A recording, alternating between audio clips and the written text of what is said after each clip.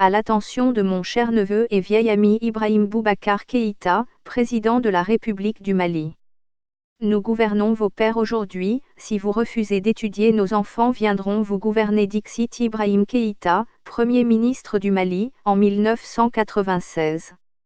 Monsieur le Président. Vos pères et vous avez gouverné nos pères hier, et vos enfants et vous nous gouvernez aujourd'hui, voilà la raison principale du déclin de notre pays. Voilà aussi la raison de notre misère et de votre opulence. Nos pères font la distinction entre le pouvoir collectif, la fortune personnelle et la vie confortable. C'est une valeur de notre civilisation millénaire. L'esclave n'a pas de valeur. C'est la raison du déclin de l'Afrique depuis le départ du colonisateur, car elle est dirigée par des descendants d'esclaves revanchards et méprisants vis-à-vis des peuples africains, comme quoi il ne suffit pas de briser les chaînes de l'esclavage économique pour mettre fin à l'esclavage mental. Cela peut prendre des générations et des siècles si jamais ça se produit. Un esclave n'est pas apte à se diriger lui-même, et encore moins une société civilisée, tout le monde le sait, car il n'a pas vécu dans un environnement familial. L'esclave est une marchandise qui n'a pas de famille au sens large, et n'a aucun ancêtre direct de référence ayant établi de valeurs nobles connues transmises du parent à l'enfant, de génération à génération. Monsieur le Président. Nos pères savent qui ils sont, car ils savent qui étaient, et comment pensaient et vivaient leurs ancêtres. N'est-ce pas la connaissance de soi, celle qui, parmi toutes les connaissances, est la plus importante à la gouvernance et au développement humain? Vous et vos semblables ne valez pas mieux que nos vaillants, dignes et intègres pères qui vivent de leur sueur et qui vous nourrissent gracieusement, et savent sans le moindre doute qui ils sont. Vous êtes clairement en dessous de nos pères sur tous les critères importants dans notre société et au regard des valeurs humaines universelles qui condamnent la cupidité, le vol, le mensonge, la corruption, la trahison, le parjure, l'obstruction à la justice, la déloyauté, la paresse, la vanité, l'extravagance et le crime. Monsieur le Président. La famille appartient au père, mais l'enfant appartient à la mère. Vous avez également gouverné nos mères, n'est-ce pas? Je m'appelle Nizira Agibou, fils de Dounomba Daba qui est le fils de Matoma Tie Koura qui est le fils de Dankura Seri qui est le fils de Yeso Daba, roi du Tiendougou au XVIIIe siècle, qui est le fils de Nyakurubo, fondateur de mon village natal de Zandiela, qui est le fils de Nine Tenamakan alias Kebila Tenamakan, enfant de Sidio Nine fille de Sidio Dioeri roi de Sidio et qui émit au XVIe siècle. Nine Tenamakan alias Kebila Tenamakan, fondateur du palais de Kebila et de l'état du Tiendougou, le pays de la vérité, au XVIIe siècle, l'un des plus grands souverains de son époque, est le fils de Sanaba Wodiuma, premier-né dans notre branche patriarcale sur les terres du Tiendougou au XVIe siècle, et fils de Gonkoro Seri, qui est le fils de Tongara, venu de Do à 24 km de Kangaba où notre ancêtre s'est installé en provenance de Sankarani dans le Sankaradougou, de la même famille que Sogolo la mère de Sohon Diatta, véritable fondateur de la dynastie des Keïta à Niani au Mandé, et certainement pas au pays Minyakan à Koutiala. Comme pour Sogolo Diatta alias Sohon Diatta, la tradition dans notre famille consiste à mettre le prénom de la mère avant celui de l'enfant qui porte le nom du père. C'est scientifiquement plus approprié en vertu du principe physique de non-simultanéité de deux corps au même instant et au même endroit. Du même père peuvent naître deux enfants de mères différentes au même moment et à la même adresse, alors que ce n'est pas le cas d'une mère, car même les jumeaux se suivent et ne viennent pas ensemble au même moment. On n'ajoute pas le prénom du père dans notre Afrique véritable, ni au Mandé, ni au Tiendougou. C'est devenu la mode pourtant pour nos aliénés prompts à imiter les esclaves affranchis du tiers-état devenus des bourgeois aliénés et vaniteux en quête désespérée de particules, entre le prénom et le nom, comme pour les membres de la classe supérieure des nobles d'autrefois, en France et en Angleterre. Vous Ibrahim en êtes un parfait exemple contribuant à l'aliénation de notre jeunesse dont un grand nombre de membres préfèrent ajouter le nom de leur père même s'ils ne sont plus à l'école. C'est ainsi que nous perdons la connaissance de soi et des valeurs cardinales au fondement de notre civilisation millénaire qui est parmi la plus vieille de l'humanité, avec des connaissances et des richesses irremplaçables qui restent encore à exploiter par l'Afrique et par le reste du monde. Savez-vous que c'est à travers la mer que naissent et se maintiennent les relations solides et durables de toutes les formes, diplomatiques, économiques, militaires, sociales, entre nos États, micro-États, pseudo-empires et protectorats, entre nos familles et entre les individus d'origine, de langue, de croyances et de cultures différentes? Comment expliquez-vous autrement, en dehors de l'oubli sinon du dénigrement fondé sur l'ignorance de notre histoire et la négation de nos valeurs sacrées fondées autour de l'unité et de la diversité de la famille, les manipulations et les tentatives visant à opposer Peul et Dogon? Nos grands-pères ne pensaient pas que le colonisateur resterait si longtemps, sinon ils auraient envoyé à l'école nos pères, leurs propres enfants qui connaissaient leur histoire et leur généalogie et qu'on ne pouvait pas berner avec des inepties du genre vos ancêtres sont les Gaulois comme ce fut le cas de vos pères qui se sont crus dès lors supérieurs et autorisés à mépriser, à voler et à racketter la population africaine de façon plus abjecte, plus gloutonne, plus immorale et plus inhumaine que le colon français lui-même. Vos pères étaient majoritairement des enfants d'esclaves et de faibles dans la société, c'est pourquoi ils ont été envoyés à l'école auprès du colonisateur dont l'hygiène douteuse suffisait à écœurer l'assistance. Ne vivaient-ils pas parqués comme des bêtes à dormir dans des enclos pour animaux à 99% formant le tiers-État, les esclaves des seigneurs, il y a à peine 150 ans, avant le début de la révolution scientifique et technique, et de la grande transformation socio-économique qu'ils ont entreprise après l'invention en 1859 du moteur à 4 temps de Lenoir qui leur a permis l'invasion de l'Afrique consécutive au développement industriel et l'apparition d'armes nouvelles? N'ont-ils pas des châteaux, des églises âgées d'à peine un siècle, dépourvues de toilettes intérieures? N'ont-ils pas découvert les toilettes à l'intérieur des maisons ici chez nous en Afrique noire? Monsieur le Président. Les chats ne font pas des chiots. Vos enfants sont trop médiocres, trop aliénés comme leurs pères qui ignorent qui ils sont vraiment, s'ils viennent d'Afrique ou d'ailleurs. Ils sont trop fainéants et trop corrompus comme leurs pères. Ils ne nous atteignent pas à la cheville. Vous et vos semblables de votre classe de trahison et d'autoflagellation ou classe de spoliateurs, se sentant supérieurs à vous-même, et exploiteurs de votre propre peuple à la place du colon cupide et ignorant, sans le vol, la corruption, le dénigrement de la démocratie et le sabotage sans vergogne des élections, vous n'avez aucune chance de nous battre dans un débat, en classe, dans un bureau, sur un chantier, dans un laboratoire, au champ de maïs, au front, ou dans la vie.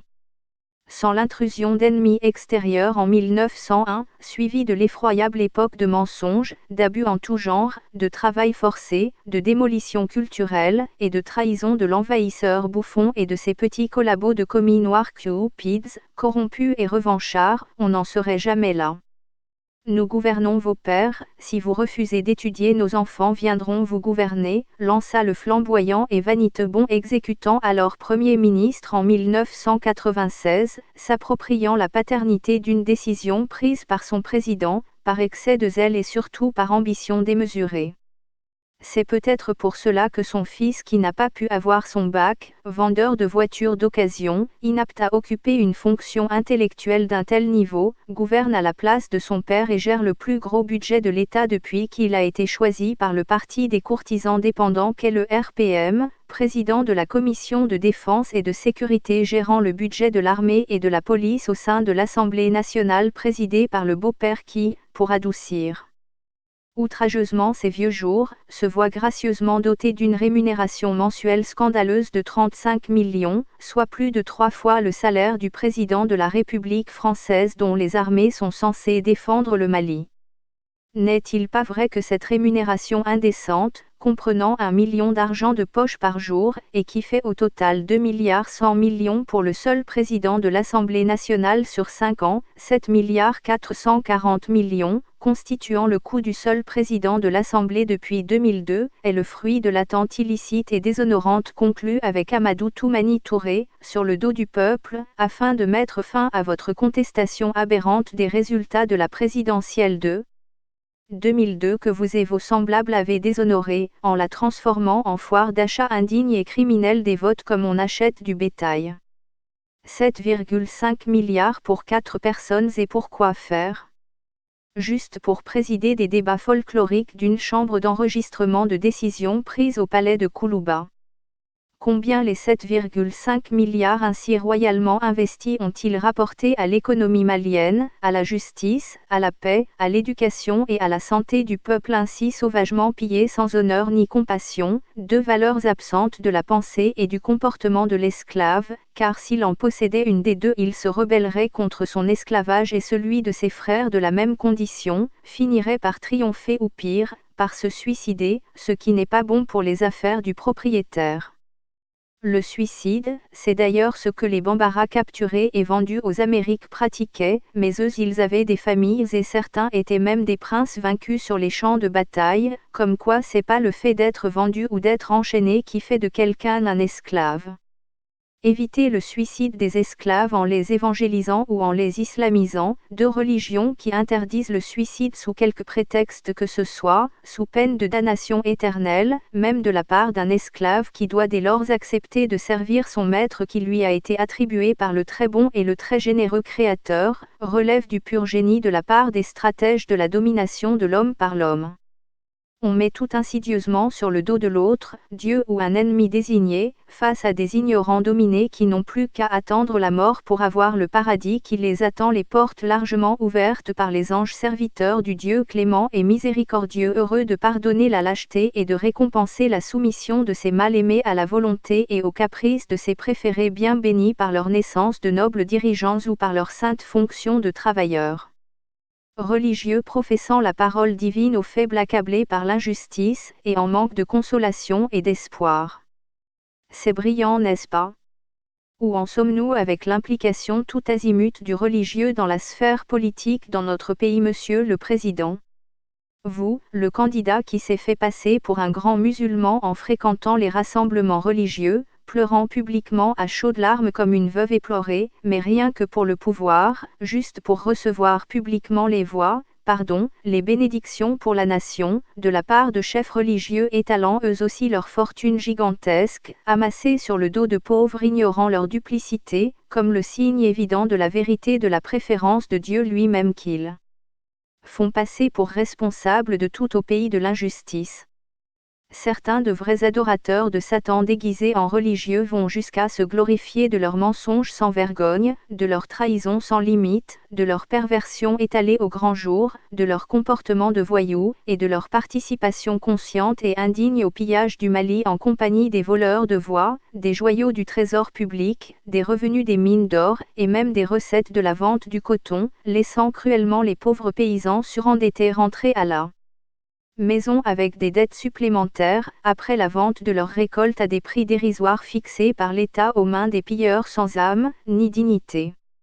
N'est-il pas vrai que ce brigandage écœurant a permis à certains fils indignes du pays de faire une très enrichissante carrière politique en récompense de leur contribution colossale aux finances de vos médiocres, incompétents, mendiants et corrompus amis de l'ADMA et de l'URD, affamés et incapables de survivre dans une vraie arène démocratique normalement réservée au triomphe des seules meilleures formations ayant les meilleurs candidats avec les meilleures idées?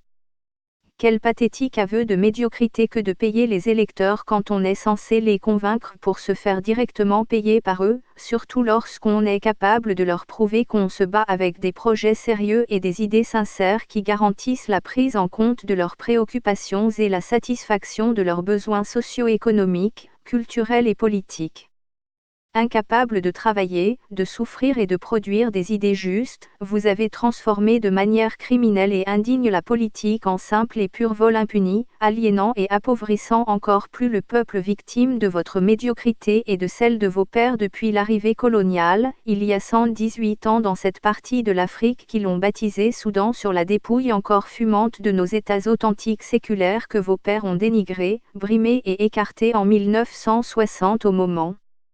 des indépendances qui étaient dues de droit aux entités conquises, au profit de leur pouvoir sordide et de leur confort indécent qu'eux et leur progéniture ne sauraient avoir nulle part ailleurs au monde en dehors de l'enclos de domination et d'aliénation qu'est la colonie prétendument indépendante, mais beaucoup plus étouffante pour les peuples, plus négationniste et plus méprisante vis-à-vis de notre riche histoire millénaire, et bien fermement opposée à toute émancipation des identités.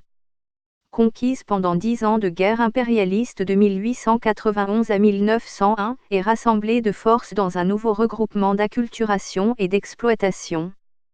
Faussement indépendante, mais beaucoup plus colonialiste et déstabilisante, la colonie, simplement rebaptisée en l'État en 1960 par vos pères à coups de propagande, de tromperies, de duplicités et de trahisons de toutes sortes, s'avère aujourd'hui incapable de se gérer décemment pour se développer, ou d'assurer simplement sa propre sécurité avec sa propre armée livrée à l'ennemi par la corruption de l'État aux mains de leurs descendants encore plus corrompus et plus aliénés. L'argent remplace vos idées, votre honneur et vos valeurs. L'argent, toujours l'argent, c'est ça votre pouvoir, votre foi et votre Dieu à vous et vos semblables.